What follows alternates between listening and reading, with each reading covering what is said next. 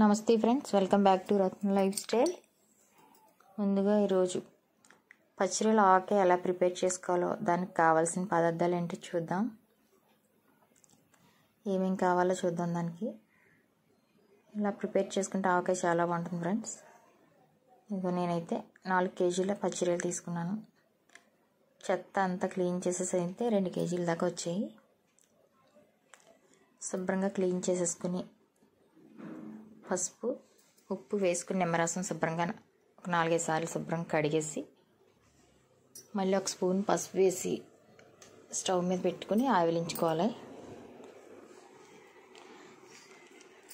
ఒక స్పూన్ పసుపు, ఒక 4 స్పూన్ల ఆయిల్, ఒక 1/2 టీ స్పూన్ సాల్ట్ కూడా వేసుకుంటే మనకి రొయ్యల్లో ఉన్న నీళ్ళంతా బయటకు వచ్చేస్తే లాగేస్తాయి అన్నమాట. ఈ లోపల దానికి పచ్చళ్ళలోకి మసాలా ప్రిపేర్ చేద్దాం.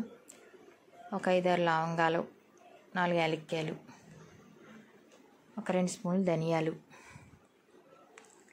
దోరగా వేయించుకోవాలి. దోరగా వేయించుకుని పక్కన పెట్టుకోవాలి. చల్లారిన తర్వాత మిక్సీ పట్టుకోవాలన్నమాట పొడి. అది మనం రొయ్యలన్నీ ఇలా ఒక పక్కన రొయ్యలు కూడా ఆయిలించుకుంటున్నాం కదా.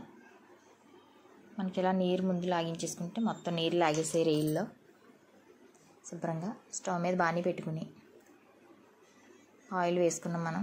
ఇది అర కేజీ వేరుశనగ నూనె అనమాట.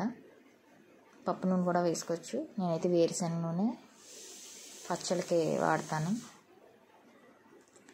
ఆయిల్ బాగా కాగిన తర్వాత మనం ముందుగా నీళ్ళన్నీ ఆయించేసుకున్న రొయ్యలు బాగా వేయించుకోవాలి.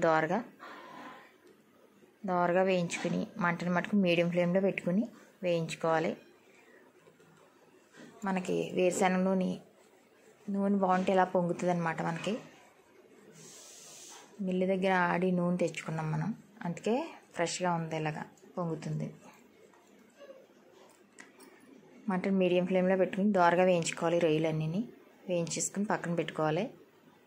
దీంట్లోకి అల్లం వెల్లుల్లిపాయ పేస్ట్ కూడా రెడీ చేసి పెట్టుకోవాలి. ఫ్రెష్ వేసుకుంటేనే బాగుంటుందన్నమాట అల్లం వెల్లుల్లిపాయ పేస్ట్. ఆల్రెడీ మసాలా వేయించేసుకుని పొడించేసుకుని పక్కన పెట్టుకున్నాం మనం. 2 కేజీలు రొయ్యల్లోకి కేజీ దాకా వేసాను ఆయిల్.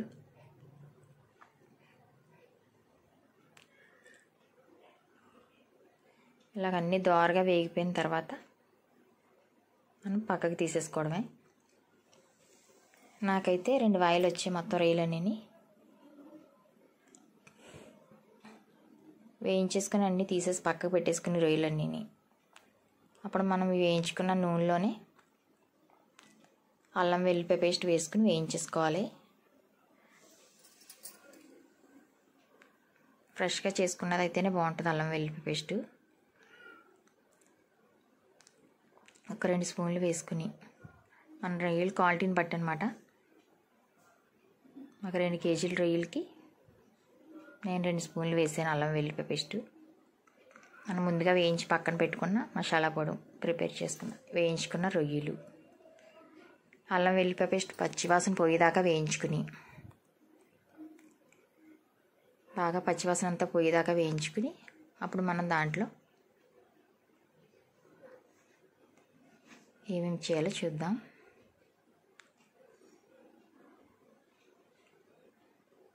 దీంట్లోనే కారం, టేస్ట్ తగ్గ సాల్ట్, కారం ఇవన్నీ కూడా రెడీగా పెట్టుకుని అల్లం వెల్లుల్లిపాయ పేస్ట్ దోరగా వేగిన తర్వాత వేగిపోయిందనమాట అల్లం వెల్లుల్లిపాయ పేస్ట్. పచ్చివాసన అంతా పోయింది. పచ్చివాసన పోయాక సాల్ట్ వేసేసుకున్నాం. ఫస్ట్ కరుగుతుందని, సాల్ట్ త్వరగా కరగదని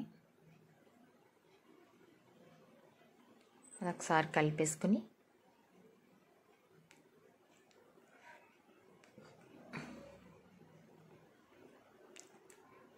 మనం ముందుగా వేయించి ఒక స్పూన్ పసుపు ఆల్రెడీ మనం వేసాం కదా, రొయ్యలు ఉడకబెట్టేటప్పుడు వేసాం ఆయిల్ ఇంచేటప్పుడు. మళ్ళీ ఒక స్పూన్ పసుపు వేసుకోవాలి, నీసు వాసన రాకుండా ఉంటుంది. మనం క్లీన్ చేసుకునేటప్పుడు కూడా పసుపు వేసి క్లీన్ చేసుకున్నాం. పసుపు, నిమ్మరసం, సాల్ట్ వేసి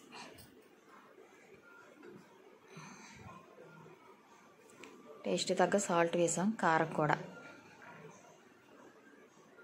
2 కేజీల రొయ్యలకి నేను వేసే కప్పుతో 1 కప్పు కారం, 1/2 కప్పు తక్కువగా సాల్ట్ వేసాను అనమాట. రొయ్యల క్వాలిటీ ఎక్కువైతే పెంచుకోవచ్చు, తక్కువైతే తగ్గించుకోవచ్చు. మనం ముందుగా వేయించి చల్లారబట్టి మిక్సీ పట్టుకున్న మసాలా పొడిని కూడా దాంట్లో వేసేసుకుని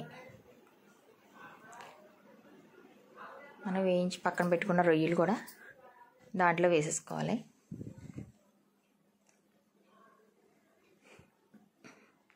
ఈ రొయ్యలన్నీ దాంట్లో వేసేసుకుని ఒక 2 నిమిషాలు కలిపేసి స్టవ్ ఆఫ్ చేసేసుకుని ఇవి బాగా చల్లారిన తర్వాత అప్పుడు మనం నిమ్మరసాన్ని పిండుకోవాలి. దీంట్లో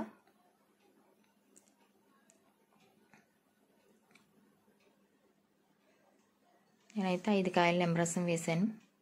పెద్ద సైజు అయితే 3 సరిపోతాయి, చిన్నవి కనుక 5 కాయలు వేసాను. స్టవ్ మీద దించేసుకుని బాగా చల్లారిపోయిన తర్వాత వేడిగా ఉన్నప్పుడు వేస్తే చేదు వచ్చేస్తుంది అనమాట నిమ్మరసం. బాగా చల్లారిపోయిన తర్వాత ఈ నిమ్మరసాన్ని పిండేసుకుని మరొకసారి కలుపుకొని గాలి తగలని గాజు బాటిల్లో కానీ ప్లాస్టిక్ బాటిల్లో కానీ స్టోరేజ్ చేసుకుంటే ఈ పచ్చడి మనకి 5-6 నెలల దాకా నిల్వ ఉంటుంది ఫ్రెండ్స్. మీరు